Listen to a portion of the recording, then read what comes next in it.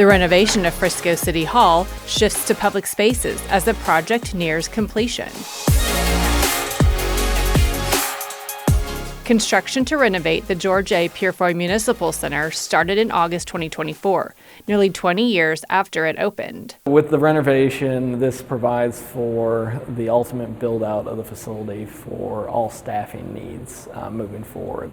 Work on the east side of the building, which used to house the library, is complete. The reinvestment project is now on its final and most visible phase. We have started work in the interior corridors as well as the front lobby, where we'll be making upgrades to the entrances, getting rid of the revolving doors and replacing those with vestibules.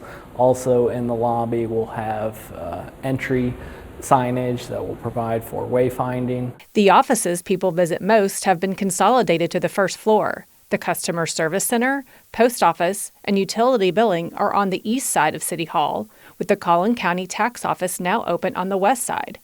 The City Council chamber is also being refreshed, with work expected to be finished in January. We're preserving the timeless elements of the council chamber design, the wood wall covering and the cork flooring, but we're providing upgraded wall coverings, new carpet, new upholstery for the seating. The renovation costs around $24 million and will be largely funded through 2015 voter-approved bonds.